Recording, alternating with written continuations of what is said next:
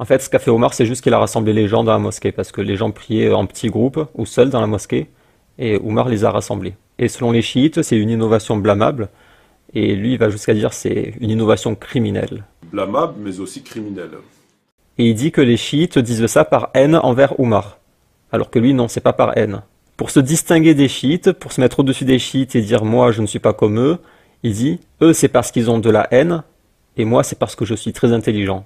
Plus intelligent que les savants. Alors que c'est faux, les chiites ont des arguments. D'ailleurs, c'est ce qu'il reprend lui. Il reprend les arguments des chiites. C'est simple, vous allez sur un forum chiite qui parle de Tarawih, vous voyez exactement les mêmes propos qui sortent de la bouche de ce type. C'est les mêmes arguments. Il vient faire le perroquet des chiites. Il reprend tout sur leur forum. Et quand il dit que eux, ils ont la haine de Omar, ben lui, c'est pareil. On le voit qu'il a de la haine. Là, je suis dans le livre de Mehmeti, l'ignorance des savants. Nous apprenons que Omar a failli décapiter 4 innocents. Bon, en vrai, on avait vu que c'était pas des innocents, ce sont des traîtres, des hypocrites. On peut aussi se demander à quoi se référait Omar pour vouloir tuer ces 4 personnes, lesquelles de toute évidence ne méritaient pas la peine capitale. Sûrement pas au Coran ou à la Sunna. Ce qui est extraordinaire est que Omar, après s'être heurté à un premier refus du prophète, continue à un autre endroit et à un autre moment à l'encontre d'une autre personne. Une deuxième, puis une troisième, puis une quatrième fois. Et à chaque fois, le prophète dit non. 4 positions du prophète, on en conviendra. Ça fait un peu beaucoup, surtout pour un savant. En fait, il répond à ceux qui disent que Omar c'est un savant, il dit non, en fait c'est un ignorant. Décidément, il semblerait qu'Omar voulait à tout prix tuer quelqu'un, et constatons-le, toujours un innocent. Dieu merci, le prophète était là pour le stopper. Bon, on rappelle qu'Omar c'est le deuxième calife et c'est un premier au paradis. Le type il parle comme ça d'un premier au paradis. De plus, on aimerait bien voir Omar appliquer à sa propre personne son zèle pour la justice. C'est juste dégueulasse, il fait ça sur 20 pages, il s'acharne contre Omar. Ces 2 textes ne peuvent que nous conduire à saluer les interventions hyper pieuses d'Omar. Après, il parle du fameux tu mens, parce que Omar a dit à un musulman tu mens, parce qu'il récitait le Coran d'une autre façon. Et il a dit tu mens. Alors Mehmeti en profite, et il dit regardez, il accuse d'être un menteur, c'est fort blessant pour un musulman. Omar n'hésite pas à malmener violemment un musulman sans aucune raison, et à accuser un frère de menteur, alors qu'à l'évidence, c'est Omar qui, une fois de plus, fait fausse route, il avait faux sur toute la ligne. Ainsi, Omar menace de flageller des hommes parce qu'ils ont élevé la voix dans la mosquée du prophète. Mais lui s'oppose carrément et radicalement au prophète en lui désobéissant ouvertement. Où est donc passée la justice et la piété d'Omar, qu'il avait eue pour les 2 hommes et contre le pauvre Hicham qui s'est vu malmené et accusé à tort de menteur, ce qui est fort blessant pour un musulman. En fait, il passe son temps à fouiller dans les textes pour trouver des conflits ou des disputes entre compagnons, et après il balance ça sur YouTube pour faire des polémiques. C'est ce que font les chiites, ils cherchent des conflits entre les compagnons, ils les ressortent, ils les exagèrent, ils font des polémiques et ils font des théories du complot. Ils ont que ça à faire. Raviver des conflits entre compagnons dont ils ne savent rien, il manque énormément d'éléments de contexte, c'est parfois rapporté de façon douteuse, ça n'a aucun intérêt pour les musulmans, aucun intérêt pour la foi, ça n'a strictement aucun intérêt, et ils déterrent ces conflits en les exagérant, en les déformant et en faisant des théories du complot. Et après pour se défendre, ils disent « on n'y peut rien, c'est dans les textes, regardez vos textes, c'est dans vos textes, on ne fait que lire les textes ». Oui, vous ne faites que lire les textes, mais sans science, avec mauvaises intentions, de façon partiale, et quand on vous répond, vous n'acceptez pas la réponse. Vous êtes juste là pour faire des polémiques et faire douter les musulmans. Par exemple, pour le jour du jeudi, lui ça fait 20 ans qu'il dit « Regardez, Omar, il n'a pas donné de quoi écrire au prophète, il a désobéi ouvertement au prophète. Regardez, regardez, je vais faire 30 vidéos, regardez, regardez, je vais écrire un livre, regardez, regardez, Omar, il a désobéi. » Et après il invente une théorie du complot, il dit « C'est parce que Omar savait que le prophète allait désigner Ali, mais ça ne l'arrangeait pas, alors il s'est opposé, et donc il a essayé de faire un coup d'État. » Moi, lorsque je lisais les textes, j'avais ma petite idée. Cette idée, je l'ai toujours gardée pour moi.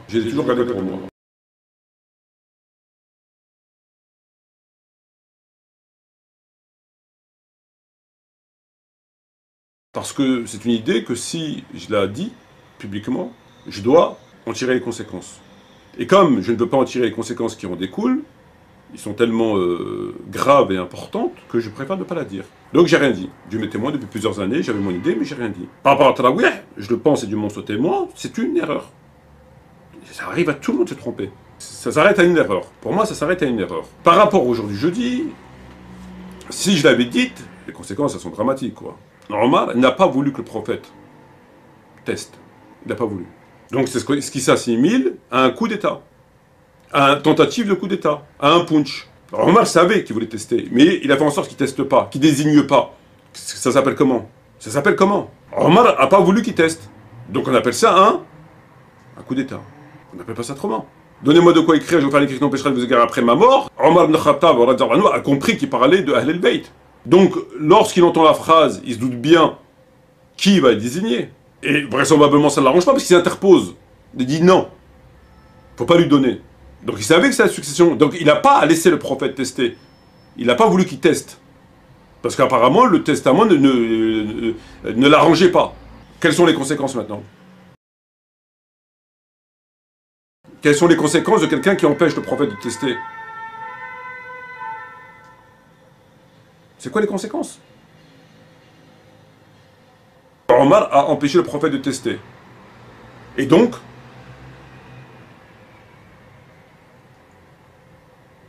c'est les conséquences. Comment on peut empêcher le prophète de désigner son successeur? Et pourquoi en empêcher? Et tout le reste qui suit derrière, ça y est, c'est fini. C'est fini, ça y est. Moi, je me suis toujours empêché de dire, et Dieu m'en soit témoin depuis des années. Parce que je me suis dit, si tu le dis, parce que le texte, il parle de lui-même. Mais je voulais pas assumer le poids d'un tel propos. Je me suis dit, si tu le dis que c'était la succession, bah ça y est, ça veut dire on l'a empêché de tester. C'est un coup d'État. C'était une tentative de coup d'État. La réaction est due, non pas à des raisons nobles, mais au fait qu'on ne veut pas que tu testes. Bon, donc je me suis tué.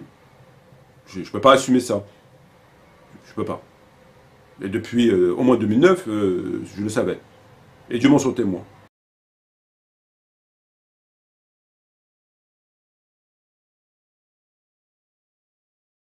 Lorsque le prophète a dit donnez-moi de quoi écrire, il voulait tester. On l'a empêché. Pourquoi on l'a empêché de tester? Pourquoi t'empêches le prophète de faire son testament?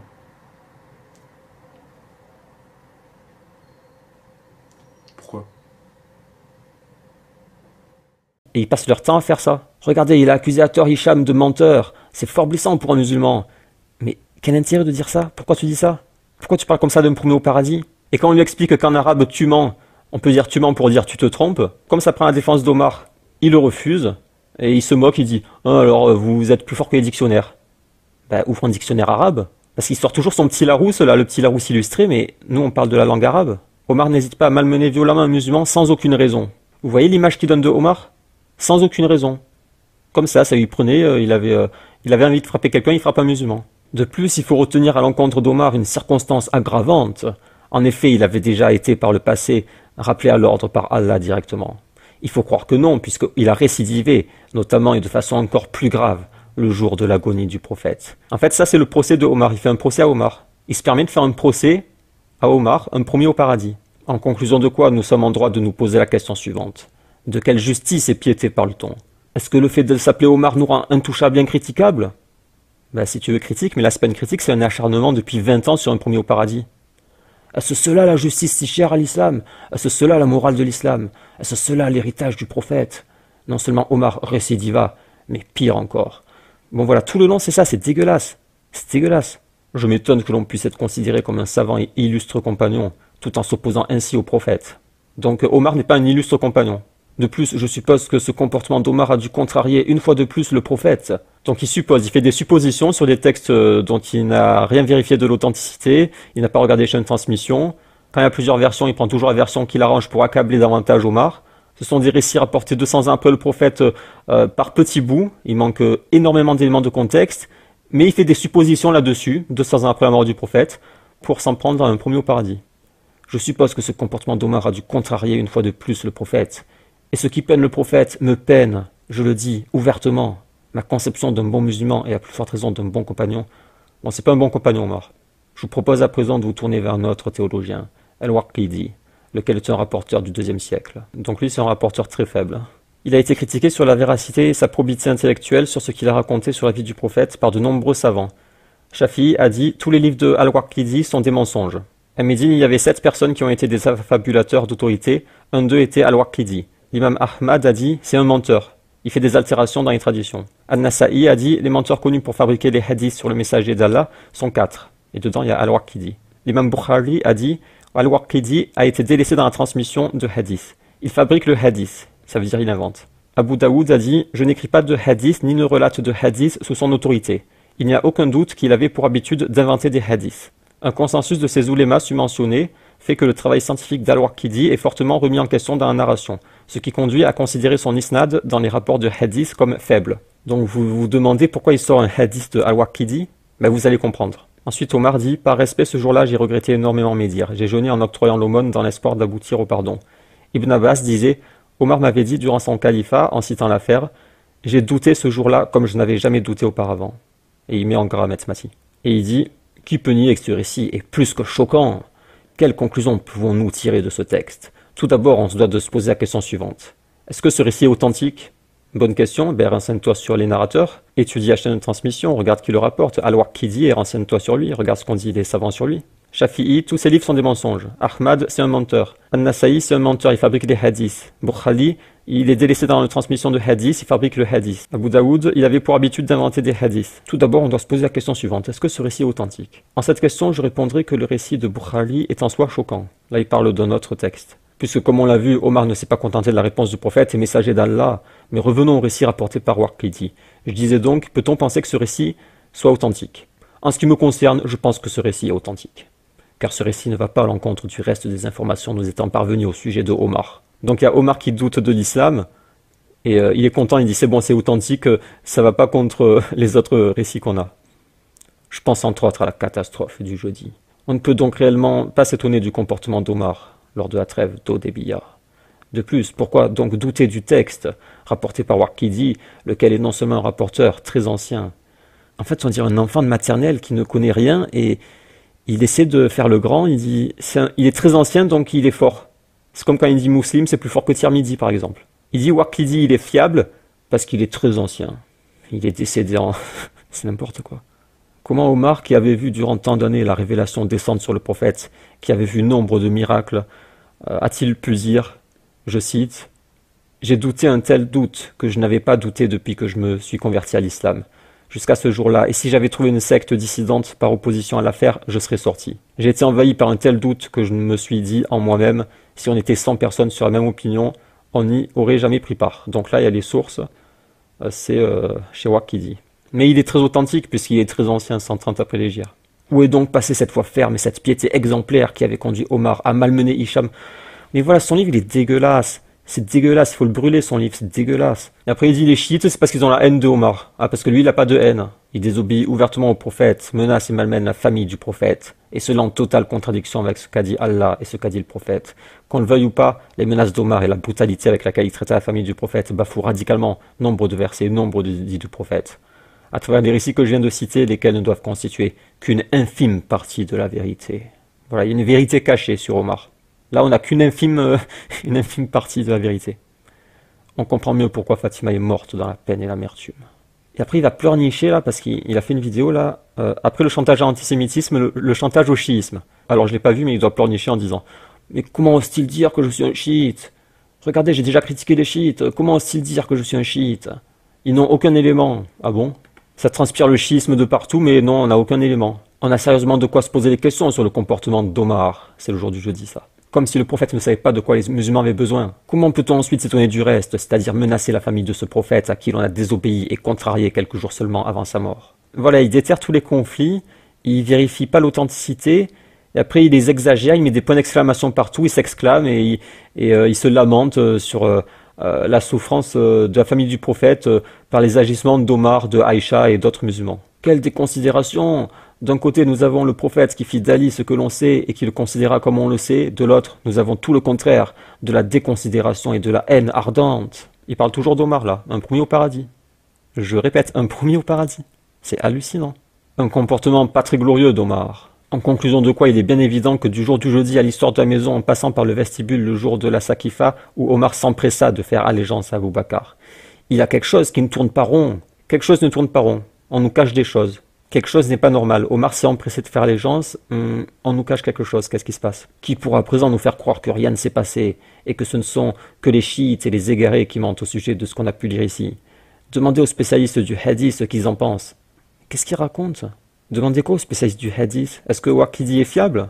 Je ne suis pas de ceux qui souhaitent remuer le couteau dans la plaie. Ah, d'accord. Il publie un livre en remuant la tronçonneuse dans la plaie et il dit je ne suis pas de ceux qui aiment remuer le couteau dans la plaie. D'accord. Mais je ne suis pas non plus de ceux qui restent les bras croisés lorsqu'on veut non seulement nous faire croire que rien ne s'est passé. Qu'est-ce qui s'est passé, Mamar? Qu'est-ce qui s'est passé? Et qu'en plus ce serait même de la faute d'Ali qu'il y a eu la bataille du chameau et de Siffin, et que de toute façon, Aïcha comme Muawiyah était bien attentionnée. Ah, ça veut dire que Aïcha était mal intentionnée? Donc ça, c'est ce qui vous cache sur Aïcha, parce qu'il n'a pas déballé le dossier Aïcha, je vous l'avais dit. Il a le dossier Aïcha dans son tiroir, il est plus lourd que celui de Omar, mais il n'a pas le courage de le sortir. Comme il n'avait pas le courage avant d'avouer que selon lui, Omar a tenté d'évincer Ali en faisant un coup d'état. Il ferme sa bouche sur Aïcha parce que c'est un lâche, il sait que si il critique Aïcha, c'est foutu pour lui. C'est foutu, c'est mort pour lui. C'est la ligne rouge Aïcha, il peut pas. Il peut pas s'en prendre à Aïcha. Et que de toute façon, Aïcha comme Muawiyah étaient bien intentionnés et Dieu leur a pardonné leurs fautes, si faute il y a. D'accord, donc Dieu n'a pas pardonné les fautes de Aïcha, il était mal intentionné, ok. De toute façon, ça rejoint ce qu'il dit dans son autre livre, Ô Ali. Oui, il fait un livre, Ô Ali, comme si Ali pouvait l'entendre. Ô Ali. Il interpelle Ali. Ô Ali. Donc dans ce livre, il parle de Aïcha, et au début, il cite plein de hadiths sur Ali, Fatima, Hassan et Hussein. Il cite des centaines de hadiths et il met une annotation avec des étoiles. Une étoile signifie que je considère cette sentence prophétique comme faible. 2 étoiles signifie que je considère cette sentence prophétique comme bonne. Ça veut dire à partir de 2 étoiles, c'est bon. Le texte, il est bon. 3 étoiles signifie que je considère cette sentence prophétique comme excellente. Et la mention ne peut m'exprimer signifie que je n'ai pas pu classer la sentence en question. Et le problème, c'est qu'il a pris ces hadiths dans un livre où les hadiths n'ont pas été authentifiés. Il y a du vrai, mais il y a aussi du faux. Et donc, il liste tous les hadiths sur Ali et il met son avis avec les étoiles. Je vous en lis quelques-uns qui sont intéressants.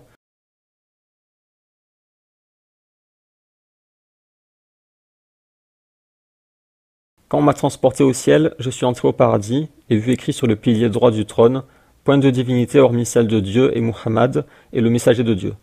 Je l'ai aidé par Ali, je l'ai soutenu par Ali. Donc là, sur le pilier du trône, il y a écrit que le prophète a été aidé et soutenu par Ali. Et Mamar dit, je ne peux m'exprimer. Il n'arrive pas à voir si le texte est vrai ou faux. Peut-être que c'est vrai, peut-être que c'est faux, il ne peut pas s'exprimer. C'est possible, selon Mamar, que sur le pilier du trône de Dieu, il est marqué que le prophète a été aidé par Ali. Celui qui jalouse Ali, alors il me jalouse, et celui qui me jalouse, alors c'est un apostat. C'est un récit qui est bon, selon Metmati. Donc celui qui jalouse Ali est un apostat. Sachant que selon Mamar, Omar, le jour du jeudi, s'est opposé au prophète parce qu'il voulait pas que Ali soit désigné successeur. Il a fait un coup d'état pour évincer Ali parce que le testament ne l'arrangeait pas. Il voulait pas que le califat aille à Ali. Donc si on valide ce texte, Omar a jalousé Ali, c'est un apostat. Après vous allez dire oui, mais il fait la prière sur Omar. Mais bien sûr qu'il fait la prière, sinon il pourrait pas se faire passer pour un sunnite. Vous connaissez pas le principe de la taqiyya? C'est que tu fais croire que tu es sunnite. Tu camoufles des choses, comme quand il a camouflé pendant des années que selon lui, Omar a fait un coup d'état, et il a avoué récemment.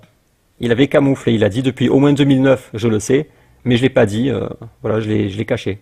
Et depuis au moins 2009, je le savais. Et Dieu m'en soit témoin. Parce que selon Mamar, le prophète voulait désigner Ali, et c'est Omar qui l'a empêché. Le prophète a dit, tu es leur maître, ô Ali. Récit excellent. Ali est le roi des croyants comme l'argent l'est pour les hypocrites. Excellent. Ali accomplira ma religion. Excellent. Que Dieu témoigne pour eux. Dieu j'ai transmis. Celui-là est mon frère, Ali. Mon cousin, mon beau-frère et le père de mon fils, Dieu. Jette dans l'enfer celui qui lui fera du mal. Donc jette dans l'enfer celui qui lui fera du mal. Excellent. Et après il se lamente, il dit « Regardez comme Omar a fait du mal à Fatima. Regardez comme Aïcha a fait du mal à Ali. Regardez, regardez. Dieu fait en sorte que celui qui s'est fié à moi et m'a cru fasse acte d'allégeance à Ali. Car sa wilayat, c'est la mienne, et ma wilayat, c'est celle de Dieu. Celui qui veut vivre comme je vis, mourir de la même façon que je vais mourir, et habiter le paradis de l'éternité que mon Seigneur m'a promis, un rameau de ses rameaux qu'il a planté de ses propres mains, qui est le paradis de l'éternité, qu'il fasse acte d'allégeance à Ali, et à sa descendance après lui. Car il ne vous fera pas sortir par la porte de la mauvaise voie, ni vous fera entrer par la porte du péché. 2 étoiles. C'est un texte bon. Ne dis pas cela, il est le plus digne des gens pour vous guider après moi. Personne n'accomplira ma religion, hormis moi et Ali. Tout ça, c'est des textes bons ou excellents. Ô Ali, c'est toi qui laveras ma dépouille, accomplira ma religion, m'enterrera dans mon trou et prendra en charge ma descendance.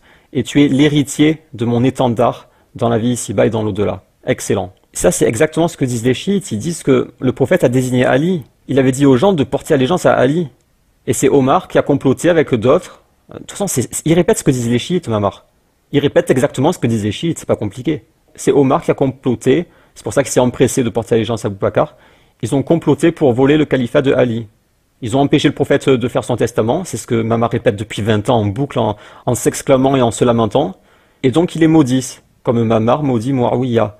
Sauf que Mamar, il est sous Taqiyya, donc il fait la prière sur Omar. Malgré tout ce qu'il dit sur Omar, il fait la prière sur lui, parce qu'il est obligé. Si vous faites acte d'allégeance à Ali, vous le trouverez guidant et guidé, et vous mènera sur la bonne voie. Excellent. Bah alors pourquoi les musulmans n'ont pas fait acte d'allégeance à Ali? Pourquoi Omar s'est empressé de porter allégeance à Abou Bakr?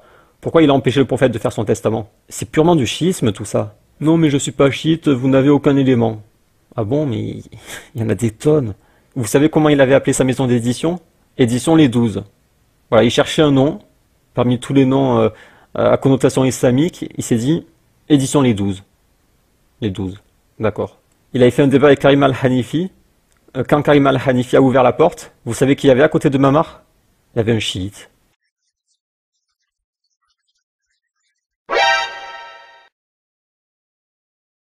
Et ils s'appelaient frères entre eux.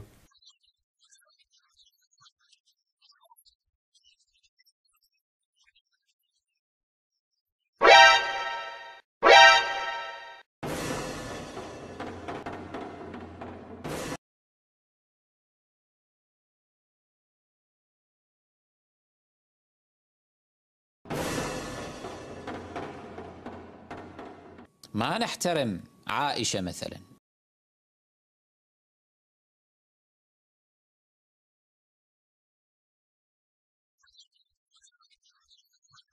On en a des tonnes des éléments, on fait pas semblant qu'il n'y a rien. Ali est la porte de ma science et l'indicateur après moi. Vous voyez, l'indicateur après moi. Ça veut dire après le prophète, faut suivre Ali, faut pas suivre Omar ou Abou Bakr. C'est Ali l'indicateur, le maître, celui à qui il faut porter allégeance. Il est l'indicateur après moi de ce qui m'a été révélé. Donc il y a eu la révélation, et une fois que le prophète est mort, l'indicateur de la révélation c'est Ali. Le fait de l'aimer c'est de la foi, le fait de le haïr c'est de l'hypocrisie. Bon ça d'accord. Et le fait de le regarder c'est une miséricorde. Voilà, regarder Ali c'est de la miséricorde. L'aimer c'est de la foi, d'accord. Mais le regarder c'est de la miséricorde. Ok, tu regardes Ali, c'est de la miséricorde. Et c'est un hadith excellent.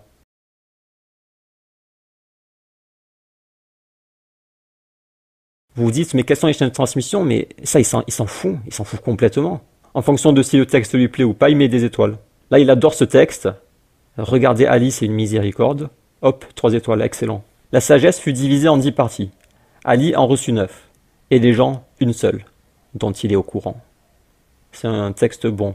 D'accord, donc Ali, il a 9 dixièmes de la sagesse, et les gens, ils ont juste 1 dixième dont il est au courant. C'est qui il? Dont Ali est au courant? Ali est au courant de 1 dixième de la sagesse, et lui, il a reçu 9 dixièmes de la sagesse. C'est quoi ce texte? Qui c'est qui l'a rapporté? C'est quoi la chaîne de transmission? Il est où, là? Le type, il te met à la poubelle plein de hadiths sahih, il rejette même des choses mutawatir, et il t'authentifie des textes, là, Ali a reçu 9 dixièmes de la sagesse, et les gens, une seule dont il est au courant. Regardez Ali, c'est une miséricorde. Excellent. Et quand les textes le dérangent, là il dit oh, c'est rapporté 200 ans après le prophète, c'est n'importe quoi, poubelle.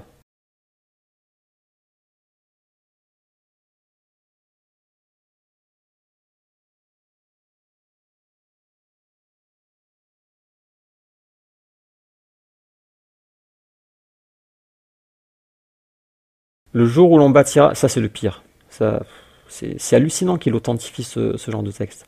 Le jour où l'on bâtira pour moi un dôme à partir d'un diamant rouge à droite du trône, pour Ibrahim un dôme à partir d'un diamant vert à gauche du trône, donc à droite du trône, il y a un dôme pour le prophète, à gauche du dôme, il y a un dôme pour Ibrahim, et entre nous deux, on bâtira pour Ali un dôme à partir d'une perle blanche. C'est un texte authentifié par Maître Mati. Je vous fais un dessin pour que vous compreniez bien.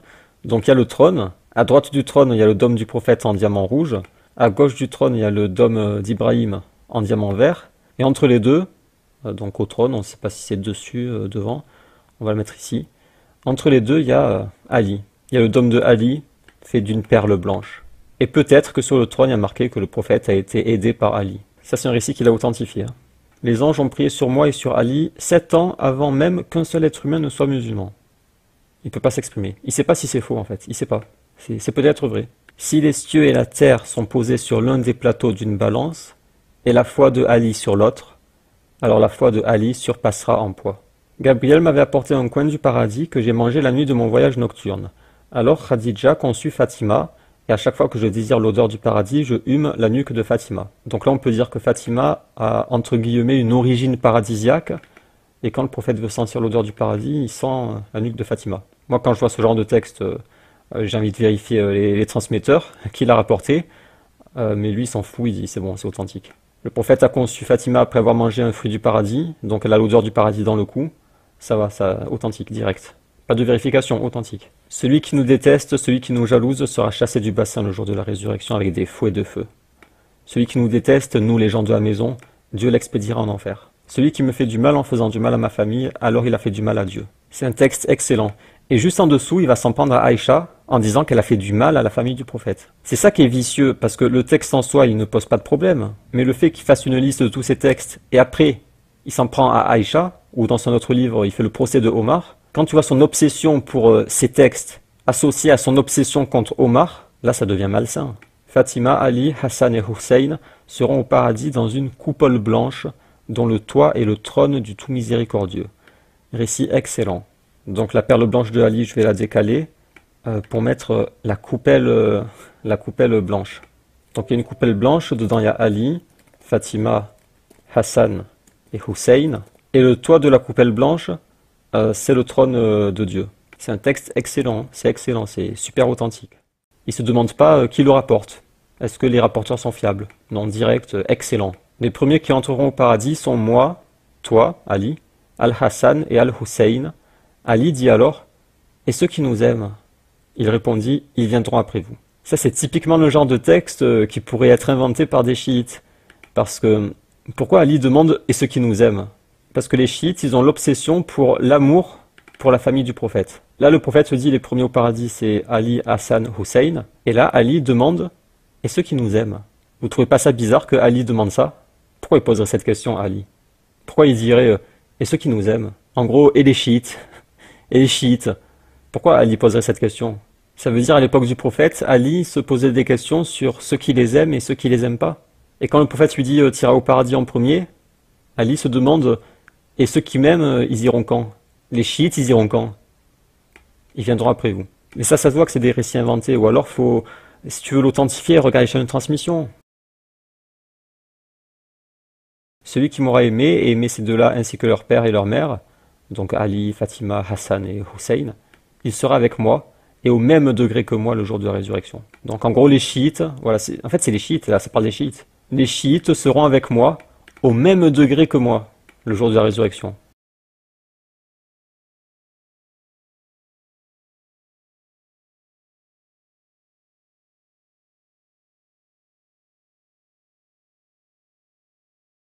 Les étoiles sont le salut des gens du ciel, et ma famille est le salut de ma nation. La colère de Dieu est grande pour celui qui me fait du mal via ma descendance. Donc là, je répète, le texte ne pose pas problème. Le problème, c'est que lui, il dit « Regardez comment Omar fait du mal à Fatima. Regardez comment Aïcha fait du mal à Ali. Regardez comme ils leur font du mal. » Ah oui, ceux-là, ils sont intéressants aussi, vous allez voir pourquoi. Dieu m'a ordonné d'aimer 4 de mes compagnons. Et il a dit « Les plus aimés sont Abu Bakr, Omar, Othman et Ali. » L'amour de ces 4-là ne se réunira pas dans le cœur d'un hypocrite. Et là, bizarrement, il met une seule étoile. Ça veut dire le texte, il est pas bon. Il est faible. S'il y avait que Ali, il aurait dit c'est un texte excellent. Mais comme en plus de Ali, il y a Abu Bakr, Omar et Othman, il dit non, c'est faible. Et après, il fait semblant de pas comprendre pourquoi on l'accuse de chiisme. Il dit je comprends pas, il n'y a aucun élément, c'est injuste, c'est de la calomnie. Là, je suis encore dans un de ses livres, La prière innovée. Mais comme il s'agit d'Omar, on préfère fermer les yeux. Car dites-vous bien que si un simple musulman avait commis cette innovation de rassembler les gens dans la mosquée la nuit du Ramadan, parce qu'ils priaient séparément, il en a fait un seul groupe. Si un simple musulman avait commis cette innovation, cela ferait longtemps qu'il aurait été crucifié les bras croisés. Chez les juifs, c'est une justice pour les pauvres et une autre pour les riches. Chez nous, c'est une justice pour les notables. Le notable, c'est Omar. Et une autre pour le simple citoyen. Et cela au mépris de ce verset. Donc là, il se plaint qu'il y ait une double justice, une pour les pauvres, et qui se font crucifier. Mais Omar, il se fait pas crucifier. Il aurait dû se faire crucifier les bras croisés pour avoir regroupé les gens dans la mosquée. C'est hallucinant. Pour avoir regroupé les gens dans la mosquée parce qu'ils priaient séparément. En fait, ils étaient comme ça dans la mosquée. Ils priaient soit seuls, soit en petits groupes. Et Omar, quand il a vu ça, il les a rassemblés derrière un seul imam. Et Omar dit, c'est une innovation criminelle. Il mérite d'être crucifié les bras croisés pour avoir fait ça. Vous voyez la haine qu'il a envers Omar? Et après, il dit que les chiites disent que c'est une innovation blâmable parce que ils ont la haine de Omar. Mais lui aussi, il a aussi la haine de Omar. Et que les chiites n'ont pas d'arguments. Si, ils ont les mêmes arguments que tu leur as volé. Donc s'il veut plus être accusé d'être un chiite, qui retire ses propos sur Omar, qui laisse Omar tranquille, il est mort, qui le laisse tranquille, qui le laisse reposer en paix, c'est un premier au paradis, juste ferme ta bouche sur Omar, c'est tout, tu fermes ta bouche. Et t'arrêtes de mentir sur le sunnisme, parce que ça fait 1 an qu'il fait un travail contre le sunnisme, il s'acharne contre le sunnisme de façon malhonnête, donc il y a un acharnement terrible contre le sunnisme, contre les savants sunnites, il dit les savants sunnites vous mentent, d'accord? En plus de ça, il y a son acharnement contre Oumar, jour du jeudi, Tarawih, innovation criminelle. Il y a son livre O Ali, il y a son édition Les 12, il y a son frère chiite Issa Hamad. Et après, il pleurniche, il dit non, je suis pas un chiite. Bah, ferme ta bouche sur Oumar. Arrête de déterrer tous les conflits entre compagnons pour les exagérer et faire des polémiques. Laisse les morts tranquilles. Laisse les savants sunnites tranquilles, ils sont morts, laisse-les tranquilles. Pourquoi tu les calomnies? Ça fait 1 an qu'il piétine le sunnisme, qu'il calomnie les savants sunnites, il s'acharne contre des savants. Il continue chaque jour contre Oumar, tous les jours, jour du jeudi, regardez, il y a 4 jours, jour du jeudi, Tarawih, il fait que ça. C'est un acharnement de malade mental. Et après, il dit, je comprends pas, on m'accuse d'être un chiite, qu'est-ce qui se passe? Le prophète a frappé Aïcha, Tarawih c'est une ruse du diable parce qu'il ment sur Ibn al-Jawzi. Ibn al-Jawzi dit que c'est une bonne chose, et lui il déforme ce qu'il dit, il prend un texte où il n'est pas question de Tarawih, et il fait croire qu'il parle de Tarawih. Parce qu'il ment sur les savants, il fait que ça, il fait que mentir. Le prophète a frappé Aïcha, vous voyez, il déterre tout ce qui peut permettre de créer des polémiques, il déterre tout et il déballe tout ça sur YouTube. Nawawi, erreur indigne d'un savant. Voilà, il s'acharne sur un Nawawi depuis 6 mois. C'est en mentant, à chaque fois il ment ou il est malhonnête. Là, par exemple, l'erreur indigne d'un savant, donc l'erreur indigne d'un Nawawi, l'erreur de débutant, comme il dit. Une erreur, je considère indigne d'un savant. Alors ici, il a fait une erreur monumentale, et ça, c'est une erreur fondamentale. C'est une erreur fondamentale. Je considère qu'il a fait une erreur pourtant de débutant. C'est une erreur qui est quand même assez étonnante pour un savant. Voilà. C'est une erreur fondamentale. On peut pas dire ça. Ça, c'est une erreur. L'erreur monumentale, elle est là. Le prophète a dit le meilleur rang des hommes est le premier, alors que le pire est le dernier. Par contre, le meilleur rang des femmes est le dernier, alors que le pire est le premier. Et An-Nawawi dit, pour les hommes, il s'agit de leur rang dans tous les cas, où toujours le meilleur est le premier et le pire est le dernier. Donc pour les hommes, c'est toujours le premier rang le meilleur. Quant au rang des femmes, ce sont les rangs des femmes qui prient derrière les hommes. Quand elles prient entre femmes, en l'absence d'hommes, elles sont alors considérées au même titre que les hommes, leur meilleur rang étant le premier et le pire le dernier. Donc l'erreur monumentale, c'est ça. Quand il y a des hommes qui prient avec des femmes, donc les femmes elles sont derrière, An-Nawawi dit le meilleur rang c'est le dernier, comme le dit le prophète. Mais si les femmes prient seules, alors le meilleur rang c'est le premier. Ça veut dire que la règle générale qui s'applique à tous, c'est que le premier rang c'est le meilleur, mais s'il y a de la mixité, alors pour les femmes le meilleur rang c'est le dernier. Et donc il dit regardez l'erreur monumentale de An-Nawawi. Alors ici il a fait une erreur monumentale. Et il dit regardez l'erreur monumentale de An-Nawawi. Sauf que non, c'est pas une erreur. C'est ce que disent les savants disent ça. C'est pas juste An-Nawawi, c'est les savants. Parce qu'à chaque fois il dit An-Nawawi, regardez An-Nawawi, mais c'est pas An-Nawawi, c'est les savants. À chaque fois qu'il vise un savant, en fait ça s'applique à pratiquement tous les savants sunnites. C'est pour ça qu'il n'est pas en train de s'attaquer uniquement à un homme qui est mort et qu'il calomnie, il fait que calomnier An-Nawawi. C'est terrible ce qu'il fait. Il prend un mort, de toute façon il prend que des morts pour qu'il ne puisse pas se défendre. Et tous ces morts, il passe son temps à les calomnier, à détourner ce qu'ils disent et à les calomnier. Mais c'est pas juste un mort qui vise, c'est les savants sunnites en général. Ils s'attaquent au sunnisme. Erreur indigne d'un savant. Donc c'est un cancre qui va corriger un savant. C'est hallucinant. Et donc il passe son temps à faire ça. Pour lui, la priorité pour les musulmans, la priorité pour la Oumma, c'est de dire regardez là, Nawawi s'est trompé. Regardez Omar, il a frappé Abu Huraira. Regardez le prophète, il a frappé Aïcha. Regardez là, Omar, il désobéit au prophète. Regardez, j'ai trouvé un pédophile dans Bukhari. Regardez ce qu'il dit, lui. Regardez ce qu'il a écrit là. Regardez, c'est très très choquant. Il passe son temps à faire la concierge sur YouTube en se servant de textes qu'il ne comprend même pas. Et quand on lui explique, il fait semblant de ne pas comprendre. Erreur indigne d'un savant, Nawawi, hop, est-il licite de boire debout? Voilà, la priorité des musulmans. La Oumma doit savoir s'il est licite de boire debout. Voilà. Est-il licite de s'asseoir sur une tombe? Voilà. En fait, il détourne l'attention. Il détourne l'attention des gens sur des sujets futiles qui ont déjà été traités il y a 1000 ans et il vous bourre le crâne de plein de doutes, plein de questions pour vous détourner des priorités, pour vous détourner de l'adoration, pour que vous ne vous intéressiez plus qu'à sa personne. Lui. Regardez comme je suis fort, regardez comme je suis intéressant, regardez comme je corrige tous les savants.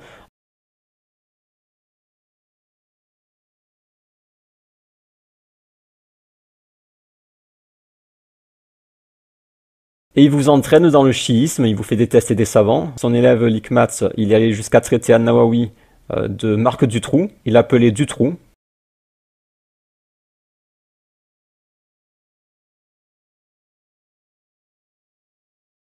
Il appelle un des plus grands savants Marc Dutroux. Ou son autre admirateur, Hamid Walid, lui s'est moqué carrément du prophète. Quand le prophète dit qu'il y a plusieurs types de martyrs, son élève Hamid Walid, il s'est marré, il a dit « Et si tu meurs devant PSGOM, t'es martyr aussi ?»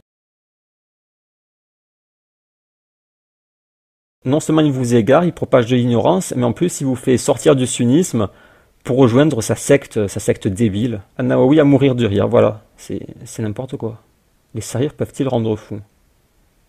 Une erreur indigne d'un savant. Tarawih, les prisonniers de la bataille de Badr. Donc là, il vous ment. Je l'ai prouvé dans ma vidéo, Metmati vous trompe. N'annulez pas votre jeûne en désobéissant au prophète. Donc si vous jeûnez la journée et la nuit après vous allez à la mosquée, votre jeûne n'est pas compté, il est annulé. Le mec qui se prend pour je ne sais qui, il décide votre jeûne est annulé parce que vous priez la nuit à la mosquée. Et je suis sûr qu'il y a des pouces verts, hein. Je suis sûr qu'il y a des pouces verts, hein. 17 pouces verts. Il y a 17 personnes qui se sont dit ah oui, c'est vrai, si la nuit tu vas à la mosquée, alors ton jeûne de la journée est annulé. Rétroactivement, ça marche de façon rétroactive. Il invente de ces trucs de malade mental. Assalamu alaikum mon frère, comment affirmer aux gens que tu n'insultes pas Omar, mais que tu mets en évidence des points critiques? Comment ça il n'insulte pas? Regarde ma vidéo, c'est un acharnement injuste, malhonnête, à charge, indécent, sur un promis au paradis. Ça fait 20 ans qu'il s'acharne contre Omar. Il veut pas laisser sa dépouille tranquille, il le déterre et il le secoue, il dit regardez ce qu'il a fait, regardez ce qu'il a fait. Il veut faire le procès de Omar, il le déterre pour faire son procès. Et il dit il mériterait la crucifixion, d'accord. C'est vraiment au niveau de Bajrafi, niveau calomnie et mensonge. Non mais il est devenu pire que Bajrafi, c'est triste mais c'est comme ça. Il est devenu pire que Bajrafi. Tu admettras jamais la vérité sur Tarawih, la preuve, tu refuses de débattre avec ceux. Oui, il refuse tous les débats, sauf avec ceux qui ne l'ont pas démasqué. Par exemple, s'il y a un type qui débarque, il va lui proposer un débat. Mais avec ceux qui l'ont démasqué, il refuse les débats. Voilà, il y a 12 minutes, Omar est le mythe de la Qibla. Il fait que ça, toute sa vie contre Omar, voilà. Le résumé de sa vie dans sa tombe, ce sera ok, j'ai combattu Omar toute ma vie. Je me suis acharné contre un promis au paradis toute ma vie. Et en déformant les choses et en mentant à chaque fois. Là, il va dire que c'est pas vrai que Omar avait raison pour la Qibla, que le hadith est inventé. Mais il vous dira pas par qui. Parce que dans la chaîne de transmission, il n'y a que 4 ou 5 personnes qui ont pu l'inventer. Pourquoi il ne regarde pas les chaînes de transmission? Mais en vérité, si tu croises les chaînes de transmission, tu te rends compte que ça n'a pas pu être inventé. Parce que le hadith est rapporté par Anas ibn Malik, mais il y a aussi un deuxième hadith rapporté par un autre compagnon, par Abdullah ibn Umar, qui confirme cette histoire comme quoi Omar avait raison sur la station d'Ibrahim. Bon après, il faudrait vérifier, j'ai pas construit les arbres, mais à mon avis, si on construit les arbres, on voit que ça ne peut pas être une invention. Mais comme il déteste Omar, forcément, ça le dérange qu'Omar ait raison sur la station d'Ibrahim. Comme ça le dérange que Omar ait raison sur les prisonniers de la bataille de Badr, chaque fois qu'Omar a raison, ça le dérange, il pète un câble et il dit c'est des inventions.